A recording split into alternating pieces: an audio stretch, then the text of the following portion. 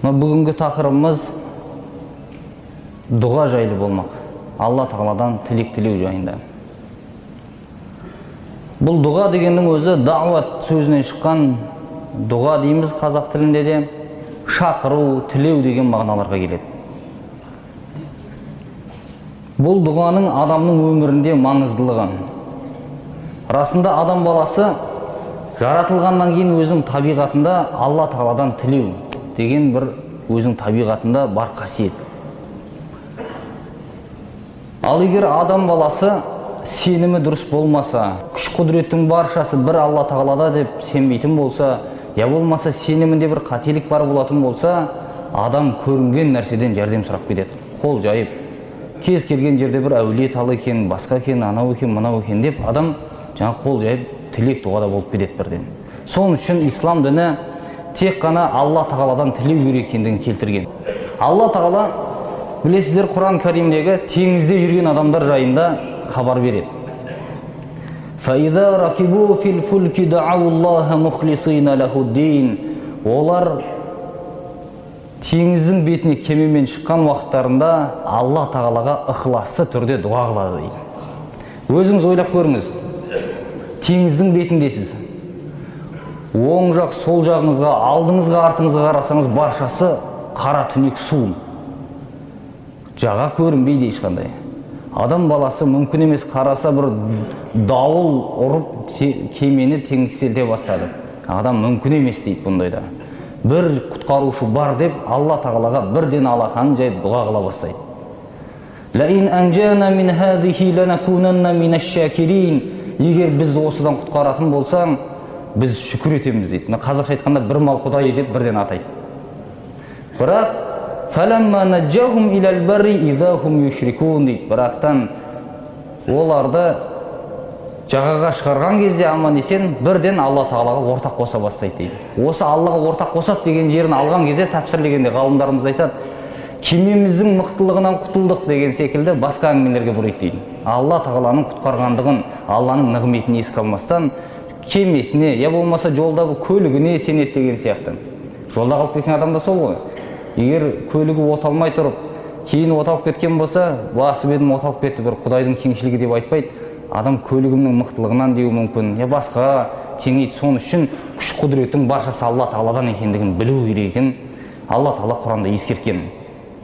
«Уд'у раббакум тадарруан ва хуфия иннаху ла юхиббул муътадин». Раббыларына жалбарына отырып іштей дұға қылыңдар, өйткені ол шектен шыққандарды жақсы көрмейді дейді. Осы аятта дұғаны жалбарына отырып іштей жасау керек екендігін алға тартқан Алла тағаланың өзі. Негізгі дұғаның іштей жасалғандығын, ең қатты шыққан даусының өзі еститіндей дәрежеде дұға жасағаны ең жақсысы. Және жалбарына отырып, шынайы тілектің қабыл болатындығына сене отырып дұға жасау керек. Алла тағала шектен шыққандар жақсы көрмейді деген жалғасында аяттың осын тәпсірлеген уақытта ғалымдар түрлі мағына берген. Дауыстап, айқайлап дұға қылуды кіргізгендер бар болған. Жоқ деген бұл кірмейді деп, басқалары шектен шығу дегенге мына мағынаны берген.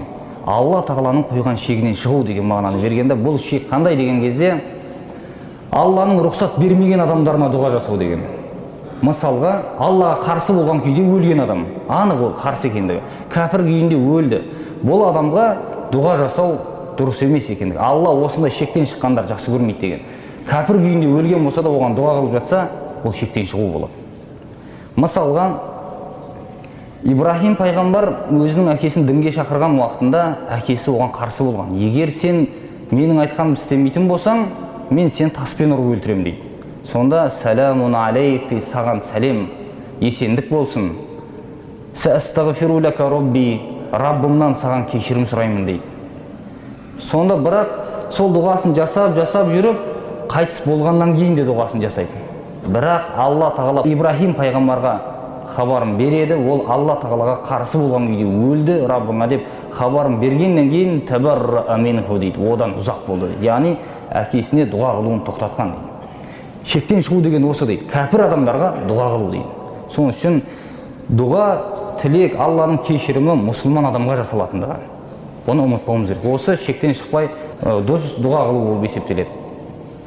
Енді бұл дұғаны пайғамбарымыз саллаллаху алейхи уассалам ад-дуа хуал ибада деген, дұға ғибадат деп айтқан. Қалай дұға ғибадат болады? Өйткені адам алақан жайып, өзін әлсіз деп сезініп, алдындағы тұрған нәрсені күшті деп сезініп, соның алдына қолын жайған үшін бұл ғибадат болып есептеледі. Дұғаның, ғибадаттың негізі дұға. Негізі дұға болғандықтан дұғаны ғибадат деп айтқан. Сіздер көрмейсіздер ме? Алла тағала Құран Кәримде мушриктер жайында айтқанда, яғни Аллаға ортақ қосқандар жайында айтқанда, «Валлазина яд'уна мин дунилла» дейді. Алладан өзгеден тілек тілегендер дейді. Алладан басқадан тілек тілегендер. Олар ғибадат қылып жатқан үкімінде болады, мушриктердің үкіміне кіргізген. Ислам дініміз соның үшін тек қана бір Аллаға ғана дұға жасалады, бір Аллаға ғана құлшылық жасалатындығын бекіткен. Bir күні Ибн Аббас айтады: мен пайғамбарымыз саллаллаху алейхи вассаламның артында едім деген. Бірақ артында дегенде хадистің шархын көрсеңіз, есекке мінгесіп келе жатқан екен артында. Сонда пайғамбарымыз саллаллаху алейхи вассалам айтады: я ғулам, инни уаллимука калимати. Ей балақай, мен саған сөздер үйретейін дейді. Ихфазиллаха яхфазка. Алланы есіңде сақта, Алла да сені сақтайды. Ихфазиллаха таджидуху туджахак. Әрдайым Алланы есіңде сақта, Алла алдыңнан шығады үнемі дейді. Яғни ісіңе жәрдемші болады. Иза стаанта фастаин билла, иза саалта фасалилла. Сыйынсаң Аллаға сыйын, сұрасаң Алладан сұра дейді. Осындай сөздерді үйретті дейді Ибн Аббастың өзі. Яғни Алла тағаладан ғана тілеудің маңыздылығы. Алла тағала Құран Кәримде Нахл сүресінің 20-шы аятында айтады: «Валлазина яд'уна мин дуниллахи ла яхлуқуна шай'ан ва хум юхлақун». Алладан өзгеден тілек тілеп жүргендердің, тілеп жатқан нәрселері, олар жаратылған, ешқандай жарата алмайды дейді. Яғни шипа сұрасаңыз сізге шипа бере алмайды, шипаны жаратып бере алмайды деген сөз. «Ва хум юхлақун» дейді, өздері жаратылған. «Амуатун ғайру ахия», өліп қалған, тірі емес. «Вама яшуруна айяна юбасун», қашан тірілетіндіктерін де сезбейді дейді. Өзіңіз сияқты бір жаратылыс деген сөз. Оның алдына барып бас иіп, одан тілек тілеудің қажеті жоқ деген. Тілекті тілейтін болсаңыз, мәңгілік тірі болған, ешқашан өлмейтін бір Алладан ғана тілеу керек. Пайғамбарымыз саллаллаху алейхи вассалам бір күні бір хадисін айтады: «Инна Аллаха та'аля тайибун, ла яқбалу илля тайибан». Алла тағаланың өзі көркем және көркем нәрселерді қабыл етеді дейді. Ең таза болған, жақсы нәрселерді қабыл етеді. Яғни құрбандық жасайтын болсаңыз да, садақа жасасаңыз да, Алла ризалығы үшін бір нәрсе істеген болсаңыз, таза істен істеу керек екендігі. Арамнан болғаннан емес. Алла тағала сондай нәрсені қабыл етеді деген. «Ва инна Аллаха амарал муъминина бима амара бихил мурсалин». Алла тағала пайғамбарларға не нәрсені әмір болса, мұъминдерге де сол нәрсені әмір етті. «Я айюхар русул кулу мин тойибати ва амалу салиха». Ей пайғамбарлар, таза нәрседен жеңдер және салихалы амал істеңдер деп айтты дейді. Пайғамбарларға берілген әмір осы: таза нәрсені жеу, салихалы амал істеу. Ал мұъминдерге берілген әмір: «Я айюхаллазина аману кулу мин тойибати вашкуру лаху ин кунтум ияху та'будун». Ей мұъминдер, таза нәрседен жеңдер және Аллаға ғана құлшылық қылатын болсаңдар, оған шүкір етіңдер дейді. Осы аятта қарасаңыз, екеуіне де бір нәрсені әмір еткендей. Мұъминдер мен пайғамбарларға әмір етілген нәрсе таза нәрседен жеу және салихалы амал істеу. Шүкір ету де салихалы амалдан.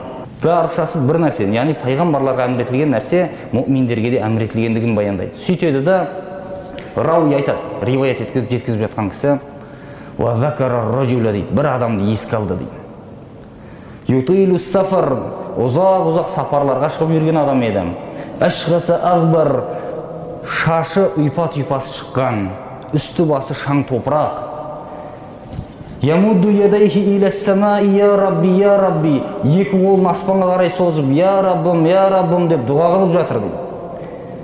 «Мат'амуху харам», оның жегені харам еді. «Ва машрабуху харам», ішкені харам еді. «Ва малбасуху харам», дейді, кигені харам еді. «Ва ғузия бил харам», осындай харам нәрсемен азықтанып жүрген еді. «Фа анна юстаджабу лах», оның дұғасы қайдан қабыл болсын деп айтты дейді. Осы хадисте ғалымдарымыз дұғаның қабыл болуына себеп болатын шарттарды пайғамбарымыз саллаллаху алейхи вассалам айтып кетті дейді хадисте. Бұның біріншісі не екен? Италатус сафар. Ұзақ сапарға шығу деген. Ұзақ сапарға шығу адамның тілек дұғасының қабыл болуына себеп болады. Сапарда жүрген адам көп тілек тілеу керек соның үшін. Бұның дәлелі ретінде салату дааватин мустажабатин ла шакка фихинна. Үш түрлі тілек дұға бар, бұлар міндетті түрде қабыл болады, оған ешқандай күмән жоқ дейді. Оның біріншісі дааватул мазлуми дейді. Зұлымдыққа ұшыраған адамның дұғасы. Ва дааватул мусафири, сапарға шыққанның дұғасы. Ва дааватул валиди аля валадихи деген. Әкесінің баласына жасаған дұғасы деген. Осы үш түрлі дұға міндетті түрде қабыл болады, ешқандай күмән жоқ деген. Осының ішінде сапардағы адамның айтылуының себебі мына италату сафар деген, ұзақ сапарға шығу дегенмен екеуі бірін-бірі қуаттайды. Біріншісі осы деген. Одан екіншісі ашғаса ва ағбар деген. Бұл ашғаса ағбара дегені шашының ұйпа-түйпасы шығып, үсті басын шаң басқан адам дейді. Бұл да адамның қор болып жүргендігі.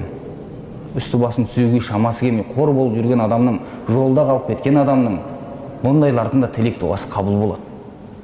Бұл екінші нәрсені көрсетеді. Бұған байланысты пайғамбарымыз саллаллаху алейхи вассаламның хадисі бар: рубба ашғаса ағбар зиттимрайн мадфуун бил абуаб лау ақсама аляллахи ла абаррахум. Бір адамдар бар, үсті басын шаң басқан, шаштары ұйпа-түйпасы шыққан, киімдері тозып кеткен, есіктерден қуылады дейді, біреудің есігіне барған уақытында. Бірақ сол адам Алланың атымен ант ететін болса, Алла оның антын орындап береді деген міндетті түрде. Кезінде пайғамбарымыз саллаллаху алейхи вассалам дүниеден өткеннен кейін Абу Бакр халифа болған. Сол Абу Бакрдың халифалық заманында Мусайлама деген бір өтірікші шыққан. Мен де пайғамбар болдым деп, маған уахи келді деп, өзін пайғамбар жариялаған. Сол адам мұсылмандар енді әскер жиналып келе жатқандықтан оған қашып Хадиқатул Маут деген жерге барып тығылған қамалдың ішіне. Сонда Бара ибн Азиб деген сахаби болады. Я болмаса Анас ибн Маликтің бауыры деп айтылады бұл кісіні. Бара ибн Малик деген кісі. Бұл Бара ибн Малик сол әскердің ішінде болған, мұсылмандардың әскерінің. Сонда Абу Бакр айтады: ей Бара дейді, пайғамбарымыз саллаллаху алейхи вассаламның осындай сөзі бар дейді. Үсті басын шаң басқан, шашы ипа-типа болған, киімдері тозған кейбір адамдар болады дейді. Олар бір нәрсеге ант ететін болса, Алла олардың антын орындайды деп айтқан. Мен сені солардың бірі деп ойлаймын дейді. Сен бір ант етші дейді.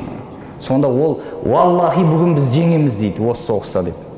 Сөйтеді да өзі айтады: менің ішіне жаңағы қамалдың ішіне атып жіберіңдер дейді. Катапульта дейді ғой, от салып лақтыратын сол zaman. Соған салып лақтырыңдар ішке дейді. Я мен шейіт боламын, я есікті ашамын дейді. Екеуін біреуін жасаймын дейді. Лақтырыңдар ішке дейді. Ішке лақтырады, тура қамалдың жақын жеріне түсіп, ішіне бірден есікті ашып жібереді да, әскер кіріп сол жерді жаулап алған. Жаңа өтірікші пайғамбармын дегенді қолға түсірген еді сол жерде. Сөйтіп өлім жазасы берілген еді, өлтірілген еді. Соны қараңыз, осы кісіні Абу Бакр солардың бірінен деген. Осындай бір кісілер болады деген. Яғни шашының ұйпа-түйпасы шығып, киімі тозған ондай адамның да тілек дұғасы қабыл болатындығына байланысты осы хадис келеді. Үшіншісі мадду ядайхи иля сама дейді. Қолды аспанға қарай көтеру деген. Қол көтеру тілек дұғаның қабыл болуының себептерінің бірі. Бұл да әдептен әрі шарт деп айтқан. Бұл қол көтеруге байланысты айта кетейік, біраз түрлері бар бұның. Біріншісі пайғамбарымыз саллаллаху алейхи вассаламның истисқа дұғасын жасаған кезінде. Истисқа деген жаңбыр тілеу. Тасаттық дейміз ғой. Осы тасаттық дұға тілеген еді пайғамбарымыз саллаллаху алейхи вассалам. Бір күні құтпада тұрған уақытында бір бәдәуи келіп: я Расулалла, осындай малымыз қырылатын болды, шөл басты, жаңбыр жаумады деп жаңағы шағымданып келген уақытында пайғамбарымыз саллаллаху алейхи вассалам екі қолын аспанға көтерді дейді. Сөйтті де Алла тағаладан тілек тіледі дейді. Сол тілеген уақытында пайғамбарымыз саллаллаху алейхи вассалам қолын қатты көтергендігі соншалықты мына қолтығы жағының ағы көрінді дейді. Соншалық қол қатты көтерілді дейді. Бәдір соғысында да солай қатты қолын көтергендігінен басынан асырып көтерген. Сол уақытта шапаны түсіп кетті деген. Содан кейін пайғамбарымыз саллаллаху алейхи вассалам қолын көтерген жоқ деп айтады. Яғни бұл хадисте көтерген жоқ дегені қолын сол дәрежеде қатты басынан да жоғары көтеріп бұлай дұға жасаған жоқ дейді. Бұл бір. Екіншісі, алақаны бетіне қарап тұрады, сырты Кағбаға қарайды дейді. Яғни қолын көтерген кезде бетіне дейін көтереді, алақан бетіне қарайды, қолдың сырты Кағбаға қарап тұрған еді дейді. Сонда бетіне дейін көтерген дәрежесі. Бұлай да дұға жасауға болады қолды көтеруге. Үшінші түрі бар, алақан аспанға қарайды, қолдың сырты жерге қарайды дейді. Яғни мына дәрежеден. Алақан аспанға қарап тұруға. Бұлай да пайғамбарымыз саллаллаху алейхи вассалам жасағанда бар. Бұл Абу Хурайрадан, Ибн Омардан, Ибн Сириннан риваят етіледі бұл хадис. Яғни қолды олай да жаюға болатындығы. Сосын төртінші бір түрі бар, сырты аспанға, алақан жерге қарайды дейді. Бұл қолды терісінен жаюға. Бізде теріс бата дейміз ғой. Соны айтқан. Бұны Хумайди деген ғалым кісі айтқан, «Хаза хуа фил ибтихал» деген. Бұл лағнет айтқан уақытта, қарғаған уақытта жасалады деген. Қолды теріс қаратып ұстау. Яғни біздің ата-бабаларымыз теріс батасын берем деп қолын жаяды ғой, теріс жаяды. Теріс батадан сақтану керек деген. Сол сүннетте бар негізі, жоқ емес. Біреуге қарғыс тілейтін болса, лағнет айтатын болса, қолды терісінен жаю. Бұны пайғамбарымыз саллаллаху алейхи вассалам жасағандығы бар. Бұны бірақ ибтихал деген жаңағы. Міне, қолды жаюдың осындай төрт түрі айтылған, кез келгенмен жаюға болады. Яғни орынды болу керек әрқайсысы. Және тағы да бір дұғаның қабыл болуына себеп болатын нәрсе, «Я Рабби» деп дұға қылу. Жаңа кісіні айтқан кезде пайғамбарымыз саллаллаху алейхи вассалам екі қолын аспанға созып, «Я Рабби» деп дұға қылып жатыр деп еді ғой. Соны Раббым деген сөзді қолдану. Алла Тағаланың Рабб сипатын қолдану дейді, тілек тілеген уақытта. Бір күні Хасан Басриден келіп адамдар сұрайды. «Ей Хасан» дейді, «осы хадиске сен не дейсің? Ей Раббым деп айту дұрыс па?» дейді. Сонда «Ама тақрауна ал-Құран» дейді, «Сендер Құран оқымайсыңдар ма?» дейді. Сөйтеді де Құранның Раббым деп басталатын дұғасының баршасын санап шығады. Біздің күніге оқитын дұғамыз намазда да «Раббана атина фид дуния» деп басталады. «Раббана» деген сөз қолданады бірінші. «Раббана гфирли ва ли валидайя» дейміз. Раббыммен басталады. «Раббана иннака ман tudkhilin nar faqad akhzaytah» дейді. «Ей Раббым, сен кімді тозаққа кіргізсең қор қылдың» дегені. «Раббана ла тухаммилна ма ла тaqata lana bih» дейді. «Ей Раббым, біздің шамамыз жетпейтін жүкті бізге жүктеме» дейді. Қарасаңыз дұғаның баршасы Раббым дегенмен келеді. Яғни Алла Тағалаға дұға жасаған кезде Раббым деген сөз айту керек екендігі. Бұл да тілек дұғаның қабыл болуының бір себебі болады. Және соңында, хадистің соңында не деді пайғамбарымыз саллаллаху алейхи вассалам? Оның жегені харам еді, ішкені харам еді, кигені харам еді. Сол харам нәрсемен азықтанып жүрген еді дейді. Бұл деген сөз харам нәрсені емес, адалынан жеу, адал тамақ жеу тілек дұғаның қабыл болуына себеп болады. Мұсылман адам жеп отырған тамағының адал ма, арам ба екеніне мән беру керек. Адалын таңдау керек, арамынан қашу керек. Сонда тілек дұғасы қабыл болады. Сендер жалықпасаңдар, Алла Тағала жалықпайды дейді. Сіз дұға қылудан жалықпасаңыз, Алла Тағала қабыл етуден жалықпайды ешқандай. Одан кейін тағы бір түрі бар, намаз арқылы тілек дұға жасау.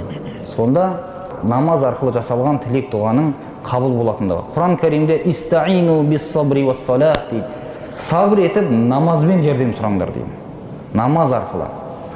2 рекат намаз оқыңызда, сол намаздың артынан тілек дұға жасаңыз, Алла Тағала намазыңызды қабыл еткені секілді тілек дұғаңызды да қабыл етеді. Суфиян Сауридің сөзі бар. Кімде-кім амалсыз дұға жасайтын болса, жебі жоқ садақпен атып жатқан сияқты деген. Садақтың жебі жоқ болатын болса, не сатылады? Сол сияқты жасаған дұғасына қарай амал етсін деген. Сонда тілек дұғасы қабыл болады деген. Енді бұл тілек дұғаны пайғамбарымыз саллаллаху алейхи вассалам айтқан уақытта былай дейді. Сендер асықпасаңдар, Алла Тағала қабыл етеді деген. Сонда сахабилер сұрайды: «Я Расулалла, асығу деген не?» дейді. Сонда мен Алладан тіледім, Алла қабыл етпеді дейді. Тілемей қою дейді. Бір тілеңіз, екі тілеңіз, қайта-қайта тілеңіз. Тілек дұға ешқашан көп болмайды. Өйткені Имам Ахмадтың риваятында мына нәрселер келеді. Бір күні пайғамбарымыз саллаллаху алейхи вассалам айтты дейді. Сендердің тілеген тілек дұғаларының 3 түрі бар дейді. 3-ке бөлінеді бұл дейді. Біріншісі, сіз қиналып Алла Тағаладан тілеуіңіз мүмкін. Бір нәрсені сұрайсыз: «Я Алла, мына нәрсені маған бер» деп. Алла Тағала бірден қабыл етеді, сол нәрсеңізді береді дейді. Бұл бірінші түрі. Екіншісі, Алладан тілейсіз, Алла бұны сізге тілегіңізді бермейді, бірақ соның сауабын ақыретке қойып тұрады деген. Ақыретте сізге үлкен сауап қылып береді. Көп тілесеңіз, тілеген сайын сауап жинала береді деген сөз сізге ақыретке. Үшінші түрі бар, сіз тілейсіз, Алла сіздің ол тілеген нәрсеңізді бермейді, бірақ басыңызға келейін деп тұрған бәлені тоқтатады сол арқылы деген. Сіз білмейсіз ғой, қазір бір нәрсе тілеп жатырсыз Алладан. Бірақ сізге қазір бір сағаттан кейін басыңызға бір бәле келейін деп тұр. Алла Тағала сол бәлені алып тастайды басыңыздан деген. Яғни Алла Тағала сізге ненің хайырлы екендігін білгендігінен сіздің сұрағаныңыздың орнына басқа нәрсені басыңыздан жаманшылықты алып тастайды. Соның үшін адам, мұсылман адам тілек дұғаны көбейту керек. Көбейту керек. Оның бір рет тіледім, я болмаса кеше тіледім, бүгін тілемеймін деген нәрсе болмау керек. Күніге тілеу керек. Қайта-қайта Алла Тағаладан тілеу керек. Алла Тағала өзіне дұға қылған құлын жақсы көреді. Құран Кәрімде Фурқан сүресінің соңғы аятында Алла Тағала айтады: "Қул ма яъбау бикум робби лаула дуаукум." Егер сендердің тілек дұғаларың болмаса, Алла Тағала сендерге не деп мән берсін дейді. Не деп мән берсін, сіздің тілек дұғаңыз жоқ. Тілек дұғаның маңызды екендігі. Енді тілек дұғаның қабыл болмауына себеп болатын кейбір істер бар. Бұл харамнан тамақ жеу деген. Жеп отырған тамағы арам болатын болса, бұл тілек дұғаның қабыл болуына кедергі болады деген. Имам Науауи Алланың бұл еркіндегі нәрсе, қаласа Алла Тағала бұны да қабыл етуі мүмкін деген ережеден тыс. Мысалға деп бұған дәлел ретінде Іблістің дұғасын айтқан. Ібліс не істеген еді? Алла Тағала оған адамға сәжде жаса деген кезде, мен одан хайырлымын, мені оттан жараттың, оны топырақтан жараттың, мен одан үстеммін деп бас имей қойған еді. Алла Тағала оған шық кет деп қуалаған уақытында, Алла, маған қияметке дейін өмір бер деп тілек тіледі сол жерде. Қайта тірілетін күнге дейін өмір бер деп. Соған дейін рұқсат берді тілеген кезде, фа иннака минал мунзарин деген, сен тілегі қабыл болғандардансың, бұл тілегің берілді сен. Кет деп қуып шыққан. Қияметке дейін шайтанның тірі болатындығы. Шайтанның айласы ол жерде қияметке дейін тірі болсам, соң қияметте қалып кетем, аман есен деген ойы бар еді негізі. Бірақ Алла Тағала оны қиямет күніне дейін біледі, қияметте жазалайтындығы. Сонда қараңыз, сол жерде Алла Тағала оның тілек дұғасын шайтандықын қабыл еткендігі үшін арам нәрсе жеп жүргендікінде қабыл етуі мүмкін деген. Сондай болуы ықтимал. Ал бірақ негізгі тілек дұғаның қабыл болуына себеп болатын нәрсе адалынан тамақ жеу. Және бұл нәрсе ішіп жеумен де емес, кигенге де байланысты. Киіп жүрген киіміңіз харам болатын болса да тілек дұғаңыз қабыл болмауы мүмкін. Алла Тағала бұны қабыл етпейді деген. Өйткені кедергі болады сол нәрсе. Мысалға, арам киім деген қандай болады? Біріншіден әурет ашық жер болуы мүмкін. Әурет ашық тұратындай киім болатын болса, бұл харам киім болады. Киінген жалаңаш деген осы болады. Я болмаса, әурет жерді жабатын киімі өзі адал киім еді, бірақ ұрлап алып кидіңіз. Я болмаса, біреудің аяқ киімін ұрлап кеттіңіз. Киіп жүрсіз, тілек дұғаңыз қайтып қабыл болады. Осынысы. Харам нәрседен сақтану керек, адам тілек дұғасы қабыл болу үшін. Бір күні бұрынғы Бану Исраил халқынан риваят етіліп айтылады хадистерде. Бану Исраил халқы Алла Тағалаға дұға қыла бастайды. Баршасы халық болып тілейді. Сонда Мұса пайғамбарға уахи келеді. Ей Мұса дейді, мына халқыңның, еліңнің тілеп жатқан тілек дұғасы менің ашуымды арттырғаннан басқа еш нәрсе емес дейді. Өйткені істеген істердің баршасы харам, үйлеріне жинап отырған азық түлігінің баршасы арам дейді. Менің ашуымды арттырмаса, мына тілектер басқа нәрсені арттырмайды деген. Сонда қараңыз, Алла Тағаланың разы болмайтын істері бұл. Арам нәрседен аулақ жүру керек, адам тілек дұғасы қабыл болу үшін. Енді пайғамбарымыз саллаллаху алейхи вассалам мына хадисіне мән беруіміз керек. Бұл хадисі даъватул муслими ли ахихи би захрил гайби мустажабатун. Мұсылман адамның өзінің бауырына сырттай дұға жасауы қабыл болады деген міндет тұр. Мысалға, сіз бір бауырыңызға дұға жасадыңыз. Алла, артынан тұрып тілек тілейтін болсаңыз, бұл тілек дұға қабыл болады деген. Соны қарыңыз хадистің жалғасында, айнда расихи малакун муаккал, оның басының қасында бір белгіленген, соған тағайындалған бір періште болады деймін. Kullama da'a li akhihi qala malakun muwakkalun amin wa laka bimислин. Әрбір дұға жасаған сайын бауырына періште айтады дейді. Тағайындалған періште амин, тілек дұғаң қабыл болсын, саған да тура сол болсын деп тілеп тұрады деген жанында. Яғни сіз бір кісінің сыртынан дұға жасасаңыз, Алла тағала осы досымның жақсылығын бер, қиыншылығынан құтқар деп тілеп жатсаңыз, періште сізге де тілеп тұрады деген сөз. Періште сізге де тілеп тұрады. Сондықтан бауырларыңызға, ағайын туыстарыңызға, жақындарыңызға тілек тілеп отыруды ұмытпауыңыз керек. Бұл тілек дұғаны кім кімге жасайды? Басшылар өз қарамағындағыларға тілек дұға жасау керек. Елбасы халқына дұға жасау керек. Имам жамағатына дұға жасау керек. Сіз бір үйдің егесі болып отырсыз ба, үйіңіздегі отбасыңызға дұға жасауыңыз керек, тілек.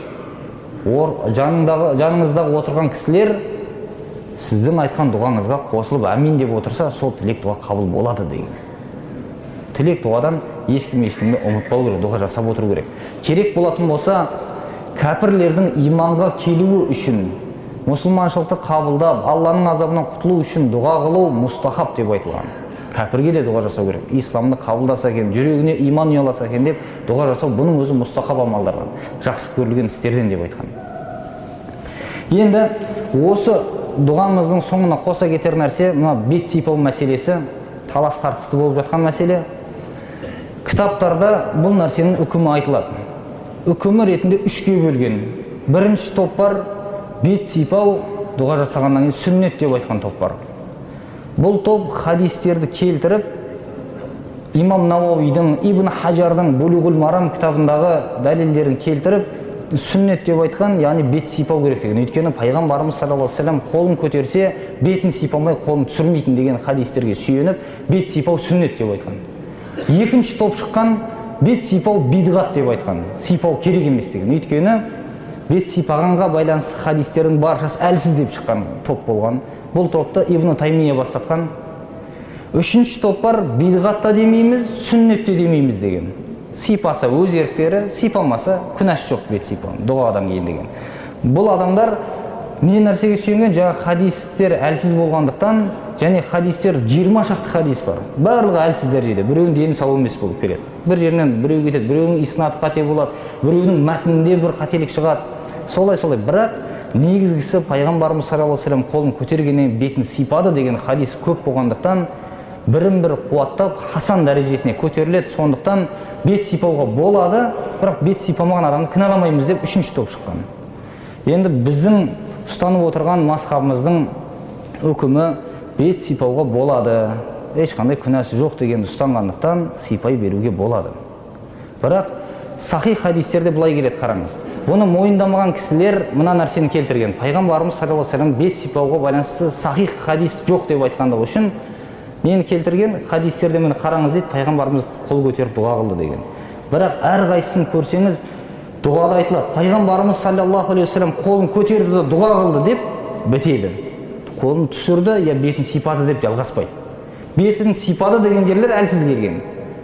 Бірақ қолын түсіре салды дегенде хадис жоқ болғандығы үшін оның да дәлелі жоқ деп айтады. Қол түсіре салуға да дәлел жоқ деген. Өйткені қол көтеріп дұға қылды деп біткен деген істің барлығы. Қол бетін сипамай түсірді дегенде дәлел жоқ болғандығы үшін. Ал бетін сипады деген жерлер бар, бірақ әлсіз деп айтқан. Соның үшін сахих хадис жоқ болса, әлсіз хадиспен амал етіледі, бет сипалады, дұға қылғаннан кейін бет сипауға болады деп айтқан. Біздің мазхабымызда осыны қолданған. Яғни болатындығын. Алла тағала тілек дұғаларымызды баршамыздың қабыл етсін. Мына жұмаға әрбір басып келген қадамдарыңызға сауаптан жазсын. Субханакаллахумма бихамдик, ашхаду ан ла илаха илля анта астағфирука ва атубу илейк, бирахматика я архамар рахимин. Аллах.